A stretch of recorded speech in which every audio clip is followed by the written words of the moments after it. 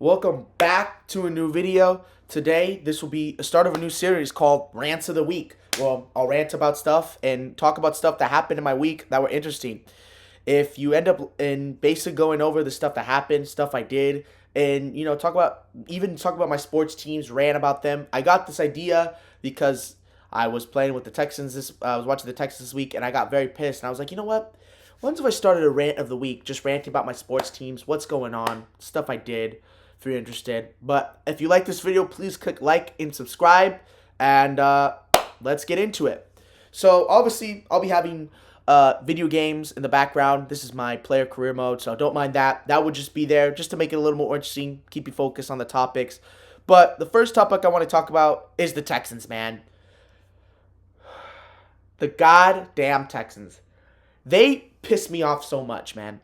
I had such high expectations. I thought getting Nick Caley, he would with the good scheme, he would fix the offensive line issues. No, he didn't fix any of that. The offensive line still fucking sucks.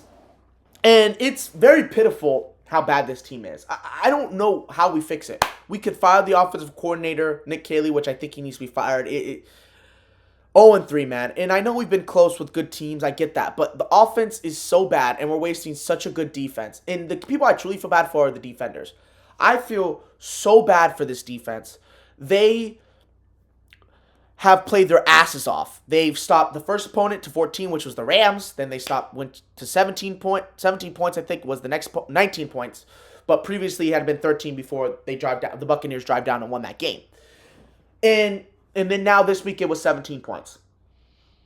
I can't even be mad at the defense. When the Jaguars drove down and won the game, I wasn't even mad at the defense. The defense has done good enough in every game for this team to win. They gave the offense so many opportunities for them to win this game.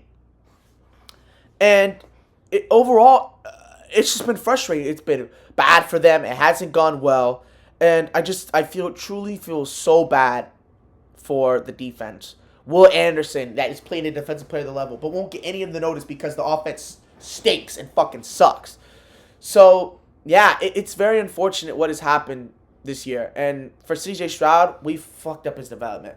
CJ Stroud hasn't been the best, right? It's gotten a little bad. He hasn't played his best, but I still fully blame the offensive scheme, the offensive coordinator, and the offensive line. We have, with the offensive coordinators, bad play calling, and the bad offensive line, we have screwed his development. We're currently screwing his development. And yes, he hasn't played perfect, he hasn't played good, but I truly believe the main reason why this team, he hasn't been playing good is because the offensive line. I know that skill's there. I know what I saw in his rookie season wasn't fraudulent. I know that was the real CJ, right? Because he's a competent team. Look at Daniel Jones. Dude playing got a competent team is actually playing very good as a competent quarterback. Because situation matters. It matters a lot. And even Aaron Rodgers has been able to play decent because he's had a good situation, you know? And it's just unfortunate that I have to sit here and be disappointed by the Texans. I get it. I don't know what you can do with D'Amico, right?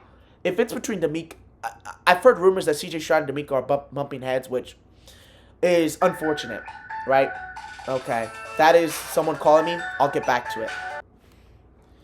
Sorry about that. Got a phone call. But back to what I was talking about. The Texans, we've screwed CJ development. Obviously, we've kept on drafting receivers that we haven't used. Jalen Noel has looked good, but we haven't used him.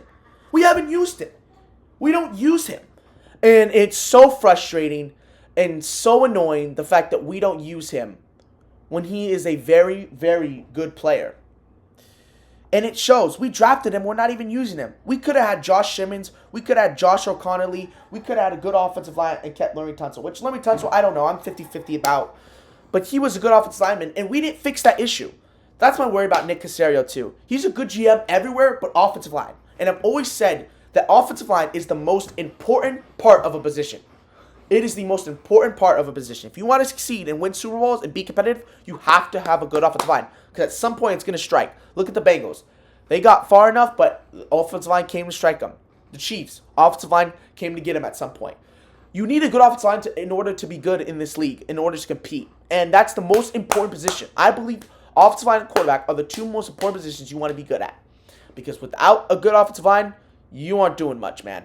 You aren't going to do much. And Nick Caserio's a good GM outside of offensive line. He's got everything good except offensive line. And it's so frustrating that we keep on failing. Like Isri, yes, I believe we put him in to succeed. he's a rookie right now, and it wasn't great. We left him on an island with Josh Allen. What did we expect? Obviously, I was mad at the guy, but really coming down to it, I'm not that mad at him because what was he supposed to do? We left a rookie on an island with a pro ball level and elite player. Or not say elite, but a great pass rusher. What did we expect? We didn't send no help to get him? I saw a scouting report on Twitter before the game. And someone talking about how in order to win this game, we got to help Eastry out. I didn't believe they would do that at all. And they didn't. Because the Texans are so fucking predictable. They're so predictable. It's like, I'm tired of this shit, man. I watch every other team. I watched the Bears yesterday, even though the Bears yesterday. I watched the Lions. I watched teams like the Ravens and Bills. And I'm like, yo, why can't we have that? Why are we so predictable? So bad. Not creative at all. It is the most frustrating thing ever. We are so plain. We're like a plain cheeseburger. There's nothing special. There's nothing special there at all. And it is the most frustrating thing ever. Because I truly believe we have the skill in the players. And it's just being wasted. I believe Jaden Higgins, Jalen Well are good enough players. But we don't play them at all. Jalen Well's probably been our best special teams player, best offensive player. He's shown so many sparks when he gets the ball. We don't do nothing. We don't do anything with him. We gave him the ball this week. And that comes back to one thing. Being undisciplined. Third year into fucking D'Amico. And we're still undisciplined. Jalen Well had a good play, and guess what? It was ruined by a penalty. How many plays do we have to have ruined by penalties? Because of this undisciplined ass team and this undisciplined offensive line. It is the most frustrating thing ever. It's frustrating. It truly is. It's annoying, and it sucks. It sucks. I don't know what the Texans are going to do. The season seems lost. I feel bad for CJ. And I guarantee if CJ left the Texans and went to another team, he'd succeed so well. I truly believe he still has it. I believe it's been all of us. Obviously, he hasn't helped his case. And yeah, he has some part of the blame. But most of the blame, I still think, goes mostly to the offensive line. We've stunted his development. People forget, even though he was good, he was still a rookie. He's still developing. And we've stunted that development with how bad he is. Obviously, like I said again, he hasn't helped himself. But we've made it worse. And I believe the main reason is us. If CJ Stroud left and went to a good team that helped him out, oh my God, I guarantee you 100%, he'd be successful and a great player. I 100% believe that. 100%. And it's unfortunate. I don't know what the Texans are going to do. The season's over. The season's cooked. This team sucks. They're terrible. And I don't like all that belief after year one. It's over. Sorry about that. I hit something. It's over. Like, we're done. We're cooked. We're cooked. I was sitting there listening to my music, like, and listen to music because, music, it keeps me calm. And I was sitting there just like, wow. It's over, dude. With that depressive music's playing in the back, I'll play some Marvin Room, Drake, or I'll play some, sad music, play some Deftones. Something sad that makes me feel emotional when my team loses because and then I sit there in silence and I'm just like, yo, it really is over, man. It really is over. Like, all those things I dreamed of after season 1, thinking, oh my God, this is finally our era where we'll be competitive. No. None of that. That ain't happening. We're not being competitive. We're cooked, man. And it's unfortunate, and it's sad. It really is. It really is sad. What we've done, what this team's done. D'Amico, I have no questions. Nick Haley, you gotta fucking go. D'Amico, I don't know what to say about you. Defense and special teams, you've done your job. Offense, you suck. I hate you. I hate the offensive line. I fucking hate the offensive line. You have no leaders there on the offensive line. And it's just unfortunate. But off the Texans, we'll get off another thing. I went to go see the Demon Slayer movie this week. Or last week. Somewhere time this week. Yeah, last week. And man, that movie, oh my gosh. That was so good.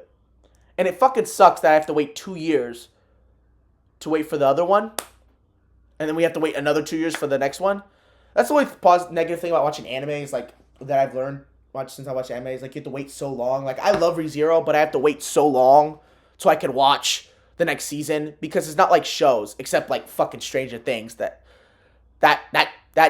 takes a while in between seasons. But most shows they get their seasons out in a while. Anime it takes like 4 years before you get a new season, which sucks. Right now I have to wait. I don't know when we're gonna get the new season of ReZero. But on the topic, what a movie, man! Demon Slayer. I can't pronounce his name. Akazai. I can't. Oh my god, I'm so bad at pronouncing names. Sorry, can't pronounce his name. Akazai or whatever. The one that Giyu and Tanjiro were fighting. I hated that guy, but after hearing his story, I was like, oh my god, I understand why he's a villain. I ain't even mad at him for being a villain, bro. Hajiro was his real name when he was human, and then he obviously lost his memory and he changed his name. But yeah, sorry, I don't want to pronounce their names, but you know who I'm talking about because, dude, if you watch the movie, you know what I'm talking about. I felt truly bad for him. Like, I understand why he became a villain, bro. Like, I understand. His backstory is fucked up, man. There's just some people in life that just never have it their way, and like I've learned in Demon Slayer, like, dude, obviously it isn't real, but it has a real theme in it where it's like, you realize not everyone is going to have life go their way. Some people are just going to have like their life be fucked up. Like there's people like Aquazai and sorry. I'm done pronouncing his name. You know what demon I'm talking about. You realize watching the story, like some people in real life, that's how life is for them. Nothing goes their way. And sometimes I feel like that, certain things, sometimes things don't go my way. But I realize, sometimes it makes me realize, like, dude, I have a better life than half of those people. And yes, I know it's not a real show, but anime can teach you a lot of good lessons that you could take in real life. Like, a lot of people have horrible backstories. They could be a bad person. It can make them to a good person or a bad person. People turn bad because of, bad things that happen in their life. But off topic about that. Other than that, it was a good movie, and that story was so sad. I know people are going to complain about the amount of instant, like, oh my god, I'm forgetting what it is. Like, playbacks, what the fuck is it called? I totally forgot what it's called. But you know what I mean, playbacks. But if you watch Demon Slayer, it has a lot of those playbacks, time, going back in time, reliving moments. That's kind of what Demon Slayer is. It has a lot of those. But I thought the movie was so peak, so good. The visuals are so good. Like, I heard someone talk about Disney and how, like, other companies, even anime movies and other companies are making visually better movies and better, visual and better stuff than what Disney is making. Because Disney can't make any original things now. All they do is recycle off all the stuff because that's how they make money. Because if you saw Demon Slayer, it'd make so much money. But visually, Demon Slayer was so good. It was so visually good. It was perfect. The visuals were some of the best I've ever seen in a movie. I mean, that was pure peak, bro. I'm so happy I got into anime because, dude, this shit is so good. It's so good. And Demon Slayer was probably one of my favorite movies of all time. I can't wait for the next one. I was so sad about Shibu. I can't pronounce her name. I can never pronounce people's names. But her dying at the start. By the way, yeah, spoilers if you haven't watched the movie. I mean, if you know, you kind of know what was going to happen. Like, I knew she was going to die because of the manga. Like, you obviously know. Like, we pretty much know what's going to happen, right? It's just cool to see it in, like, a movie form. But, yeah, seeing her die was so unfortunate. That was sad. It just teaches you, like, a lot of people are going to, like, I don't know what I was thinking there. I don't know what I was going to say. I don't know what was coming up. But it was sad to see her die. That was so unfortunate. Domu, I know Domu pisses people off. He doesn't really make me mad. I kind of like him as a villain because of the way he like goes about things. So I kind of fuck with him as a villain, honestly. I know people hate him, but I kind of fuck with him. And maybe I don't know. There's he's very evil, right? People get rage baited by him, but he's kind of a villain. I fuck with, kind of like Shigaraki. I fuck with Domu, even though he's a bad person and nothing he does obviously is good. But as a villain, I kind of like his character. He's probably my favorite demon, right? And the whole Demon Slayer thing. So, shout out to Domu. But yeah, the visuals, the fights were so epic. The fight with Giyu and Tanjiro. I mean, that was so good. I'd recommend it. You obviously have to watch this Demon Slayer, which is personally my favorite anime. I think you should go watch the series and then watch the movie because the movie is fantastic. But other than that, that's what happened with me this week. Went to go watch my brother. He plays for Tualatin. They lost this week, which they lost their first game. and which one of the cool things is they played Sherwood. And Sherwood, whoever called plays for Sherwood and their offensive coordinator was one of the most genius guys I'd ever seen, especially for the level, because these are like freshmen, right? And their QB was like short as heck. But it was the funniest thing ever to, like, they were running like all types of misdirection, and it was impressive the things he was able to do with those types of kids, because these are like freshman high schoolers. He was able to run misdirection, all types of stuff, all types of plays, confused Tualatin, which was my brother's team, and it was just the craziest thing ever. It was so cool to see. Obviously, it wasn't cool to see my brother lose. I'm not saying that, but it was so interesting to see the concept and the plays he would run with the misdirection. Like, there was the last play that they ran, and I thought, oh my god, it's going to the running back. No, wait. It's going to the QB. The whole time it went up the middle. I didn't even see. And it was the most impressive thing. So, I don't know if we'll ever hear this video, but shout out to the Sherwood offensive coordinator that game. That was some of the most impressive play calling. I'm thinking we got to hire him for the Texans because he was way more creative than anything the Texans came up with. I was like, who is that Sherwood offensive coordinator? Who's calling plays? Get him on the Texans right now because he is doing way more creative stuff than the Texans ever had, because the Texans are the most least creative team in the fucking league. Back to the Texans, obviously. But other than that, that was impressive. Whoever the Sherwood offensive coordinator is, get him on the Texans. We need him. We need him. But, yeah, other than that, we have Alabama and Georgia coming up this week. Manchester United beat Chelsea, which we still played bad. I mean, we won, which I'm happy about, but we still played bad. So I don't know what to say about that. But other than that, that's it for Rants of the Weeks. Tell me if you like this series, you want to bring it more. Not really much about Alabama. I mean, Manchester United, yeah, we did beat Chelsea, and that was good. Arsenal, Man City drew, which there was nothing there. I mean, I watched the second half of it, but I was also watching football at the same time, so it was kind of hard to stay concentrated on that. So that was a good game too. But, yeah, Manchester United beat Chelsea. It was kind of unfortunate how we did it. I thought we were going to choke at the end, but we hold on.